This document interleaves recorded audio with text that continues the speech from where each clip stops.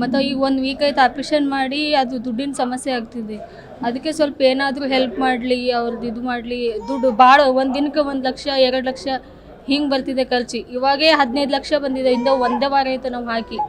ಇನ್ನೂ 15-20 ತನಕ ಬರ್ಬೋದು ಅಂತ ಅಂತಿದ್ರೆ. ಅದಕ್ಕೆ ಸಚಿವರಿಗೆ ಕೇಳ್ಕೊಂಡಿದ್ದೇವೆ, ನಾವು ದುಡ್ಡಿಂದ ಏನಾದರೂ ಸಮಸ್ಯೆ ಮಾಡಿ ನಮ್ಮ ಅಷ್ಟೊಂದು ದುಡ್ಡು ನಮ್ಗೆ ಹಾಕೋಕ್ಕೆ ಇಲ್ಲ ಅಂತೇಳಿ ಅವ್ರಿಗೆ ಕೇಳ್ಕೊಂಡಿದ್ದು. ಅಲ್ಲಿ ಅಪೋಲೋ ಹಾಸ್ಪಿಟಲಲ್ಲಿ ಮಾತಾಡಿದ್ದೀನಿ ಅಂತ ಹೇಳ್ತಾರೆ ಅವರು. ಮಾತಾಡಿದ್ದೀನಿ, ಎಲ್ಲ ನಾ ಹೇಳ್ತೀನಿ ತಗೋ ಅಂತ ಅನ್ನತ್ತಾರೆ. ಅದಕ್ಕೆ ಎಲ್ಲ ಅವರೇ ಮಾಡಲಿ. ನಮ್ಮ ಹತ್ರ ಅಂತ ಏನೂ ಇಲ್ಲ, ನಾವು ದುಡಿಯೋದು ನಾವು ತಿನ್ನೋದು ಅಷ್ಟೇ ನಮ್ದಿರೋದು. ಅದಕ್ಕೆ ಅವರು ಏನಾದರೂ ಹೆಲ್ಪ್ ಮಾಡ್ತಾರಂತೆ ನಾವು ಇಲ್ಲಿ ಬಂದಿದ್ದು. ಅದನ್ನೇ ಮಾಡ್ತೀವಂತ ಅಂದಿದ್ದಾರೆ ಅಷ್ಟೇ. ಚಾಕು ಹಾಕಿ ಅದು ಇಲ್ಲಿ ಏನು ಹೇಳಿಲ್ಲ ರೀ. ಸರ್ಕಾರ ದವಾಖಾನೆಗೆಲ್ಲ ನಾರ್ಮಲ್ ಐತಿ, ಏನೂ ಇಲ್ಲ ಅಂದ್ರಿ. ಅದು ಆದ್ಮೇಲೆ ಮತ್ತೆ ನಾವು BLDಗೆ ಬಂದೆವು.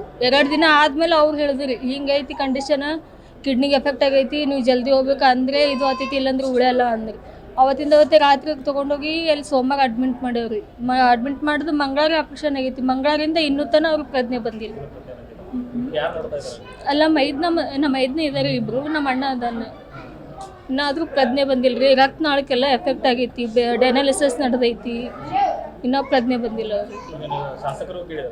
ಕೇಳಿದ್ದೇವೆ.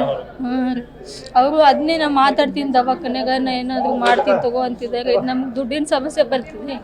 ನಮ್ಮ ಮನೆಯವ್ರು ನಾವು ದುಡ್ಡು ಹಾಕಿದ್ರೆ ನಮ್ಮ ಮನೆಯವ್ರು ಉಳಿತಾರೆ, ಇಲ್ಲಂದ್ರೂ ಉಳಿಯೋದಿಲ್ಲ.